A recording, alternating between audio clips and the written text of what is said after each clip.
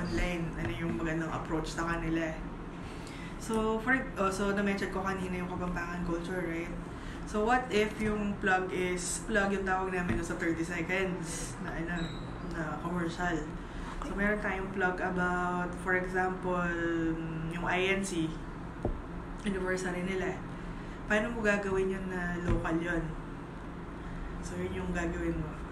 INC po. Iglesia ni Cristo. Parang binabati natin sila. Okay. Parang gano'n. So, ano yung sasabihin mo?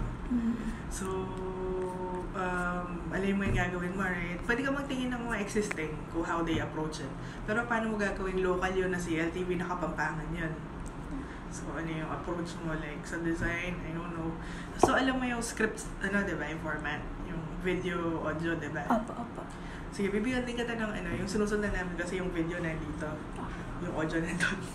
So, right. Left, right po. Oo, baliktad, hindi AV. Anyway. So, yun. Tapos, obviously, alam mo na to, ilalagay mo lahat ng nakikita mo, lahat ng graphics doon sa script. And then, ilalagay mo rin yung lahat ng audio, yung mga music, yung tone. Pwedeng may peg ka, yung itsura ng kung ano yung gusto mong itsura nun. So, gusto mo ba yung topic na yun? By the way, you can change it. Baka gusto mo ng wait, ano ba? Yung Bayani, National Heroes Day na lang, gusto mo? Ikaw po ba Yeah, ako mag-check nun.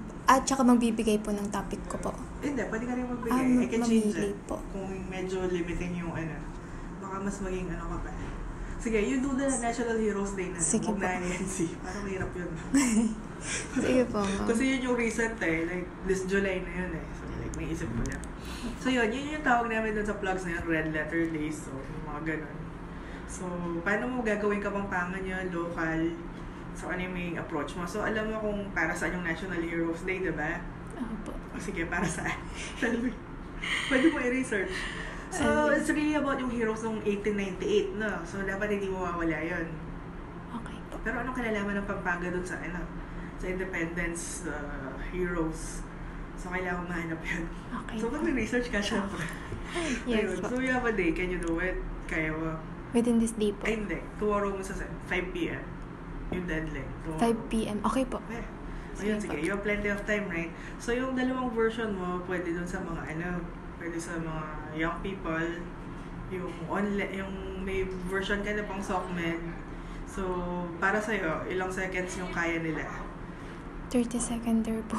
30, diba? Or Yes, 4 na ba sila? Attention span po kasi nila mabilis lang po. Lang. So, kailangan ba? Post? Pero mas okay yung reel. Reels po. Gagawin natin reel yun. So, marunong ka rin mag-edit ng reel, by the way. Yes po, meron po akong... Sinot ko lang diba? Po pala kasi yun. Nandun din po sa portfolio ko. Sige, tingnan ko. Sige, so marunong kang like kung ano yung appropriate na language din, pwedeng ibabagay mo doon.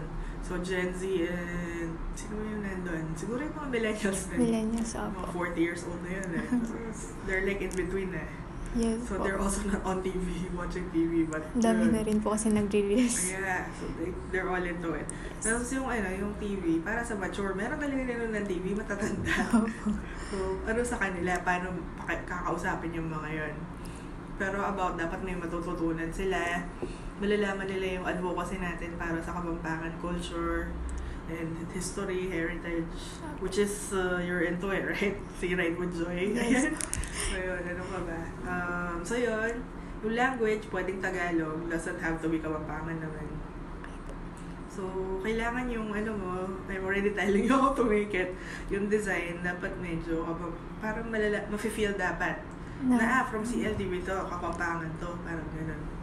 So, yung gano'n. So, from graphics to BGM po, ako po Oo, ikaw na magsasuggest. Alam mo yung audio.com, pwede kang kumuha doon. Meron kami subscription doon so whatever. Parang kung ga-execute na. Pero up to you, you can choose yung peg mo, gano'n. Yep. Like, meron sa YouTube, right? You can get. And then yung, Envato naman. So, yes po. Yung mga stuff doon, diba? Mga elements. Yun. Yung isa mo pang yung isa is yung write a letter. Write a letter po. Oo, na ini-invite, na gusto mong mag-shoot sa isang location. Just yung situation. Maybe you should write it down or you remember it. Sige po. Sige. So, meron kang client, yung Microtel. Yung may Microtel, yung Diyan sa likod, meron. Opo. By Windham, Pampanga, yung client mo yun, natin, ng CSD. Kunwari, ano ka dito? Producer/PA ka dito or something. Sige, forget producer. Ayaw kung ano, ikaw yung nagre-rate, so you're rating to them. Yung client mo, yung may commercial sila about ano yung mga malalapit na pinupuntahan dito sa Pampanga.